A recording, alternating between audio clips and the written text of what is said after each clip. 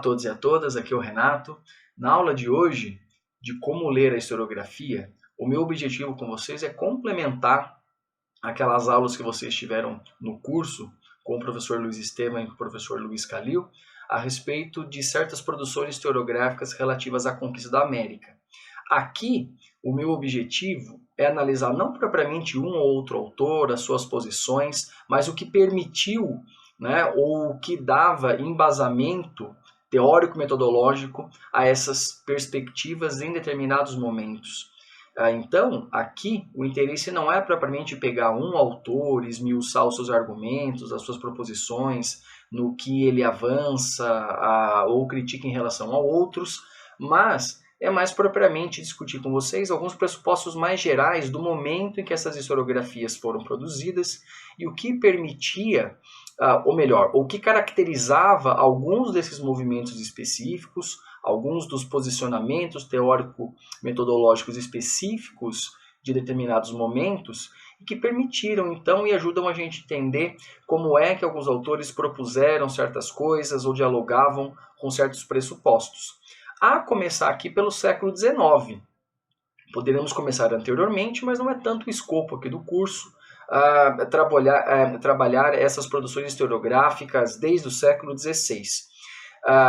Dentro, então, deste recorte que foi feito, a começar um trabalho mais específico de historiografia no século XIX, o século XIX ele é emblemático não por uma corrente em específico, existem dezenas de correntes e interpretações a respeito delas, mas alguns pressupostos gerais que marcaram o século XIX. Alguns vão dizer que o século XIX é o século da história, enquanto o XVIII foi o da filosofia, enfim, porque propriamente é no século XIX que surge a história como uma disciplina acadêmica. E isso traz graves e importantes implicações para como se pensa a elaboração desse campo de conhecimento. É claro que não há apenas uma corrente, como eu já salientei com vocês, mas alguns pressupostos gerais desse conceito de ciência do século XIX, do qual a história, como disciplina acadêmica, entre outras que estão nascendo dentro do campo de ciências humanas, a antropologia, a sociologia, vão procurar se pautar também. Então, nesse momento de disciplinarização, concebe-se o fazer historiográfico, lógico, de modo geral, dentro de alguns princípios. E praticamente independente da corrente ou do autor que nós estamos pensando, essa história, que será então disciplinarizada, se tornará estudada em centros acadêmicos, universitários, ela tem de ter algumas características. Primeiro, em uma grande oposição ou se transformando de momentos anteriores, como o Koselleck propõe, por exemplo, é do século XVIII e XIX que a história vai tomar uma concepção propriamente como a gente entende hoje, de um movimento geral e que engloba todos os grupos humanos, desde o qual seja o ancestral mais antigo até o último ser humano do planeta Terra. Então é um processo geral que engloba toda a espécie humana ao longo do tempo, ao longo da sua existência na Terra. E é inescapável, não tem como você, então, algum grupo dizer que não pertence ou não está envolvido nesse grande desenvolvimento. E esse percurso geral, ele é marcado, ele é permeado por uma certa concepção de tempo também. Um tempo que vai ser pensado, então, como retilíneo e não circular, ou seja, há um começo e há um fim, e que não se repetem, os eventos são irrepetíveis, não é um movimento circular de história, como outros tempos históricos foram pensados, e esse movimento retilíneo, de um começo até um fim, apesar de já estar presente em algumas perspectivas religiosas, escatológicas, de criação até o final dos tempos, ela vai ser substituída nesse momento por um movimento retilíneo e progressivo. Então ele caminha por uma certa direção, com um certo norte, com um certo fim em vista, e esse fim é o progresso.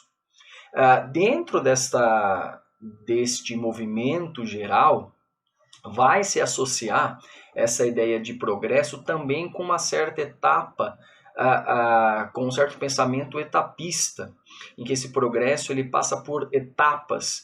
E os grupos humanos, nem todos seriam capazes, então, de acompanhar ou de estar presentes ao mesmo tempo em todas essas etapas. E isso ajuda a explicar, ou melhor, ajudava a explicar as grandes diferenciações entre os grupos humanos. Mas, ao fim e ao cabo, todos eles estariam inseridos num mesmo conjunto geral de passagem do tempo, e essa passagem do tempo inescapável dirigia todos inexoravelmente a esse progresso, seja por etapas, alguns estando mais atrás, mais à frente, por aí vai. Associado a essa ideia, então, esteve muito presente também, como uma das marcas do século XIX, a ideia de civilização. Então, esse progresso carregaria a marca de civilização também. Alguns povos seriam mais civilizados, mais próximos, né, ou mais avançados dentro desta suposta carreira, ou dentro desse suposto caminho rumo ao progresso. Então, a passagem do tempo, ela não é apenas quantitativa, mas qualitativa também. Ela é responsável, então, por mudar ou por garantir que certos grupos humanos se tornassem, então, mais evoluídos ou mais civilizados. A isso, o século XIX, em alguns momentos, algumas correntes de pensamento, associou também duas coisas que serão marcas de várias correntes de pensamento dentro do século XIX, que é a ideia de Estado-nação, ligado a essa ideia de civilização, e a ideia de raça também.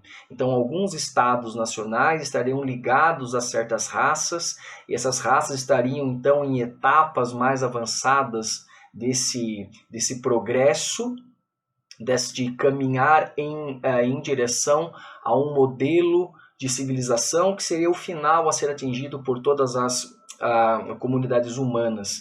E algumas, pelas suas características propriamente raciais, seriam incapazes ou de fazer esse caminho sozinhas, necessitando de tutela ou auxílio de outros povos, ou não teriam como mesmo e ficariam para trás eternamente.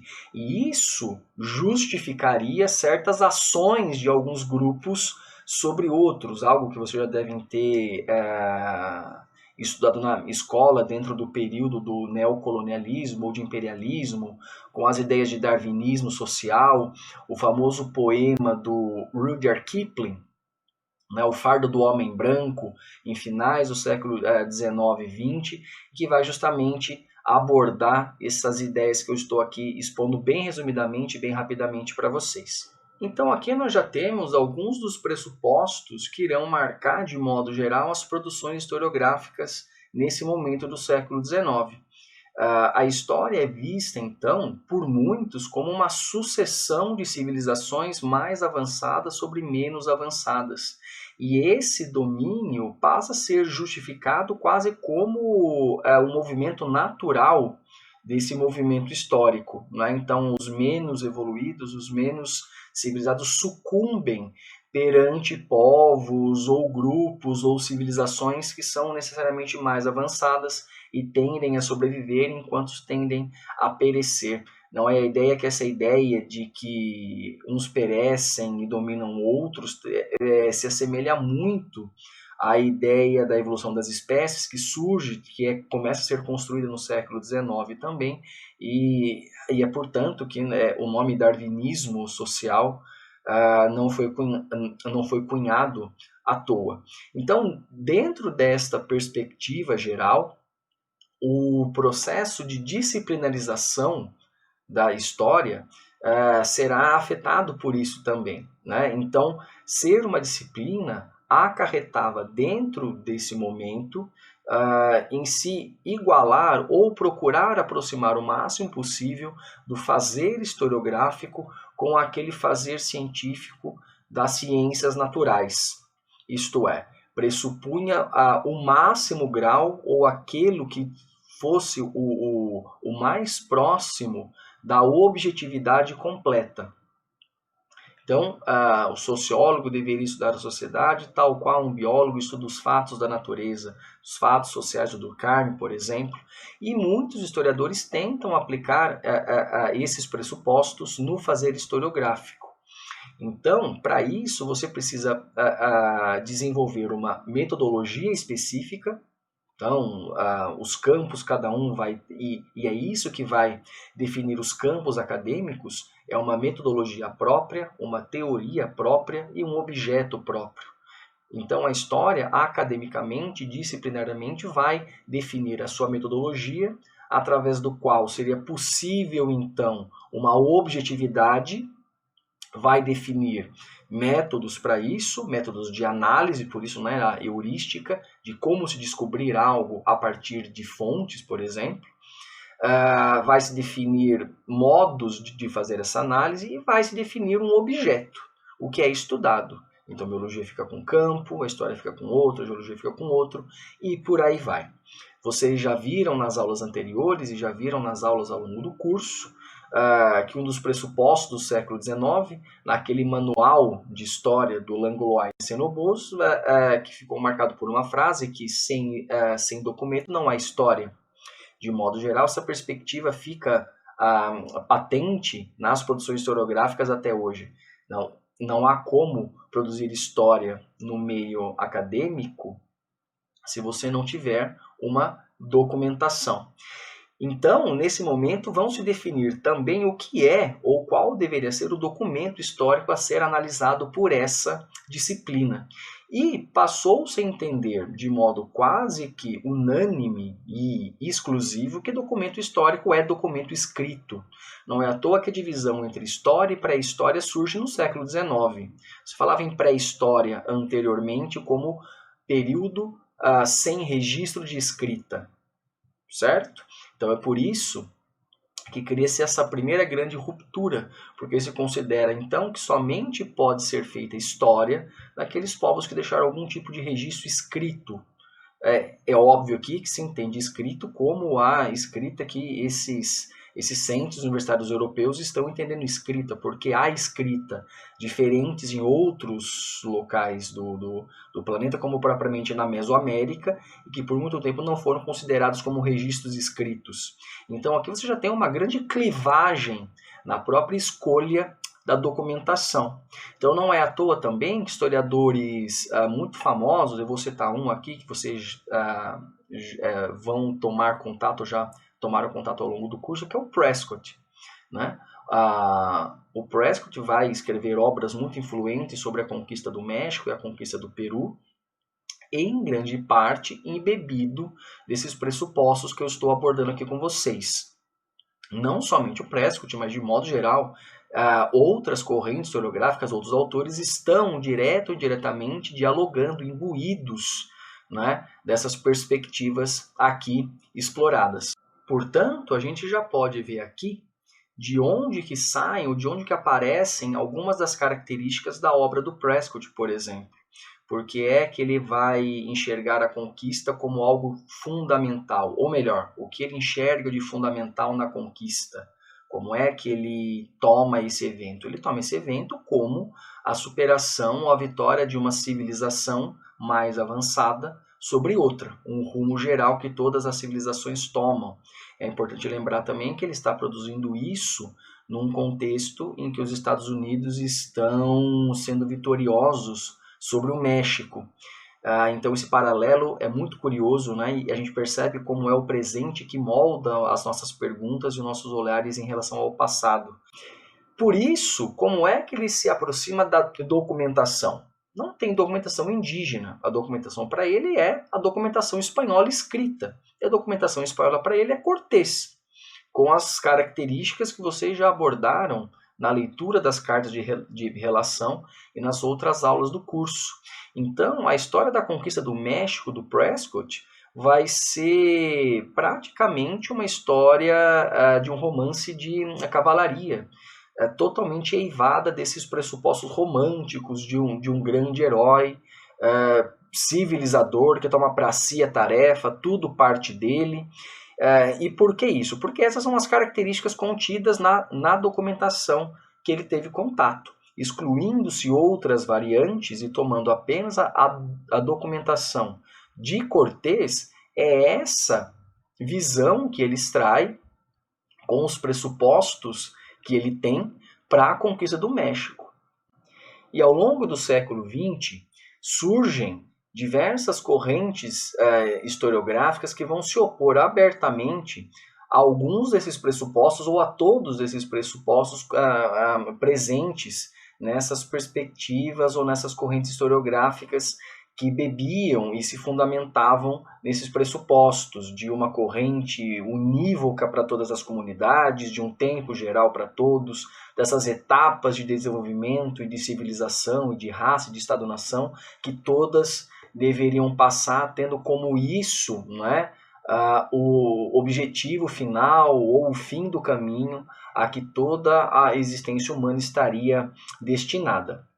É claro que aqui não é o local da gente passar por todas essas correntes historiográficas, mas eu vou me ater a uma aqui, que é logo nas primeiras décadas do século XX, que é a famosa escola dos Anali, por exemplo, em que vão propor ao longo das suas gerações, mas logo na primeira, que tem os dois maiores expoentes, o Bloch e o Febvre, que já vão criticar abertamente, é claro que de uma maneira um tanto quanto hiperbólica, nas suas críticas a essa historiografia da chamada escola metódica francesa anterior, porque alguns dos pressupostos continuam sendo praticados, mas enfim, para se posicionar no campo, a verve da crítica, principalmente do Febvre, exacerba um pouco as características de ruptura, mas mantém algumas continuidades, mas enfim.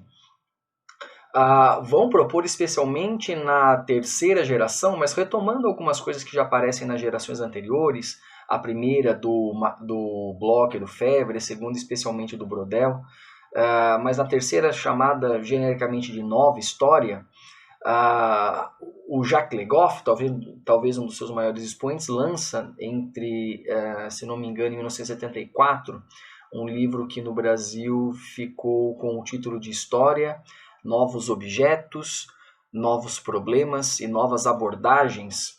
E esse título é interessante, o meu interesse aqui não é analisar o que se propõe na obra, né, mas o próprio título já é bastante sintomático das transformações que se colocam. Então, novos objetos, o que nós vamos analisar da história. Então, não somente a superação de uma civilização para outra, a passagem de impérios, a passagem de reinos, a dominação de um sobre outro, através de novos objetos de análise, que passam então pela escolha de novas documentações e novos olhares sobre documentações já conhecidas. Então, no século XX, nós temos um fervilhar de novas proposições historiográficas e aqui nós vamos centrar em alguns exemplos relativos ao objetivo do curso, que é o da conquista. Um caso emblemático e que é abordado ao longo do curso é, por exemplo, no México, aquela historiografia que vai se desenvolver com o Garibay e o León Portilla, que é a própria história dos vencidos. Porque porque começa a se enxergar, então, de que essa história da conquista, essa história da América, vem sendo contada unicamente a partir de uma certa perspectiva, de uma certa visão, pautada por uma certa escolha de fontes, e por isso, então, é preciso olhar para o outro lado. E aqui nós temos, então, já alguns pressupostos, né, em que haviam dois lados, o lado dos vencedores e dos vencidos, que basicamente é o lado das duas culturas que se chocam, a europeia e espanhola e as indígenas americanas, uma saindo vitoriosa pelos motivos que tem, mas seria plenamente possível recuperar uma outra visão ou fazer uma outra história com outras características se fossem observados, então, outros documentos com outros olhares. Essa historiografia, com as características que vocês já analisaram, então, ela pressupõe uma outra escolha de documentação, uma documentação que seria então marcada por essa visão de trauma. Então, mesmo partindo de uma visão indígena, considera-se que o movimento histórico fundamental e que propõe uma ruptura é aquele capitaneado por europeus que fazem a conquista, apesar de sabermos que essa conquista é vista por muitos grupos indígenas como uma vitória indígena, já que há grandes quantidades de aliados indígenas dentro dos exércitos de Cortés e por aí vai. Mas mesmo assim pressupõe esses dois blocos, essas duas antíteses, né? Antíteses que vão se chocar e uma sairá vitoriosa, mas mesmo assim é possível que você aborde a visão daqueles que estavam silenciados em outros momentos. Então não é à toa que também essas historiografias irão buscar esses personagens que não estavam contidos em relatos anteriores do 19, por exemplo. Mulheres, indígenas, negros, e que estavam ali, mas estavam silenciados nesses relatos anteriores, porque não pressupunham estes grupos como grupos relevantes naquele grande processo do caminhar das etapas, né? Então a conquista para o Prescott é a marcha da civilização espanhola. Então quem não está dentro dessa marcha não tem voz, não tem agência dentro desse grande movimento, então passa a ser invisível. Então quando esses grupos, novamente, dentro daquela perspectiva de que são as transformações do presente, a nossa visão do presente, as perguntas candentes do presente que dirigem o nosso olhar para o passado e para as fontes, ajuda a explicar então por que, a partir, por exemplo, dos anos 60 e 70, começa a buscar então, mas a conquista não foi feita só por Cortés. Aonde estão essas outras pessoas que participaram? Então começa a haver uma outra abordagem da documentação e uma outra perspectiva também no que poderia ser documentos históricos. Alguns exemplos clássicos desse momento, fora do México, por exemplo, nos Estados Unidos, é a historiografia produzida pelo Charles Gibson, já no seu clássico, né, os Aztecas sob o domínio espanhol, The Aztecs Under the Spanish Rule, que vai abordar então propriamente, mesmo que utilizando-se ainda de alguns pressupostos, tomando a conquista como esse movimento fundamental, apesar dele abordar algumas continuidades, tanto no mundo indígena quanto em outras localidades, que não é uma ruptura completa, ele tenta enxergar então como que essas comunidades, como que essas populações indígenas viveram sob o domínio espanhol, já então tomando uma clara distinção dessas produções anteriores.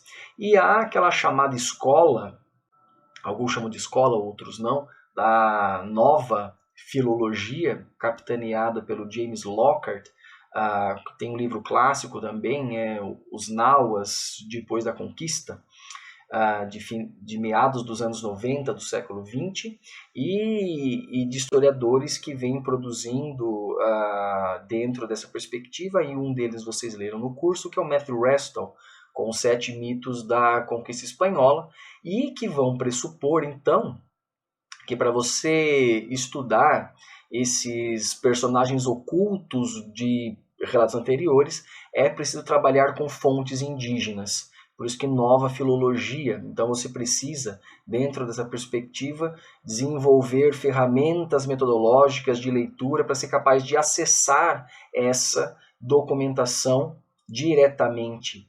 Porque, vamos lembrar também, apesar daquela proposta da visão dos vencidos, de trabalhar com uma visão vinda de baixo, a visão dos que estavam excluídos das visões anteriores, grande parte das fontes empregadas e utilizadas pelo Leon Portilla e pelo Garibay eram fontes permeadas direta ou indiretamente pelos missionários religiosos, por outros cronistas, com seus informantes indígenas, que coletaram essas informações, né? Então essa escola, essa historiografia do Lockhart e do Restall procuraram não apenas traduzir documentos, mas trabalhar com esse documento que não tivesse propriamente essa ligação tão próxima ou tão contaminada com elementos da visão europeia de mundo, se queira colocar assim.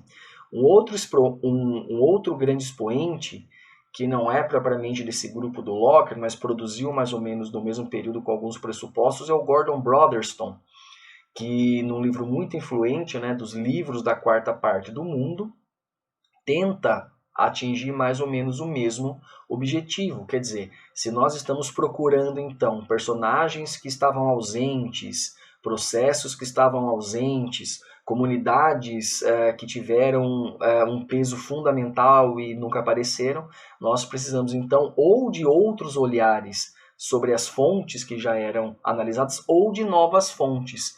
Né? Nesse caso do Brotherston, né, os livros da quarta parte do mundo, isto é, os livros produzidos na América, livros como os relatos deixados por essas sociedades indígenas, então os códices mesoamericanos, os quipos incaicos, pinturas rupestres, entre outros tipos de registros de documentação. Então você vê que já há, dentro dessas diversas correntes ao longo do século XX, além da transformação, e são coisas que possibilitam essas transformações, é também uma transformação para além daquela noção de que o desenvolvimento humano é pautado em uma ideia de progresso, de superação de uma sociedade sobre outra, mas também de como você consegue acessar essas informações. Existe uma ampliação muito grande do que vem a ser entendido como documentação histórica. Né? O próprio Mark Bloch, no livro O Ofício do Historiador, fala que o historiador é como o ogro da lenda. Ele fareja a carne humana e onde ele encontra está ali o seu objeto. Né? Então, qualquer registro humano deixado ao longo do tempo passa a ser entendido, então, como objeto capaz de possibilitar algum tipo de interpretação, algum tipo de análise para o historiador realizar. Então, não é à toa que coisas que o Prescott nunca imaginou que pudessem ser incorporadas na escrita ou na elaboração de uma história da conquista da América passam a ser incorporados por esses historiadores, porque há novos pressupostos do que é fonte, ou do que são fontes, do que pode ser feito com elas e, propriamente, o resultado tirado a partir daí.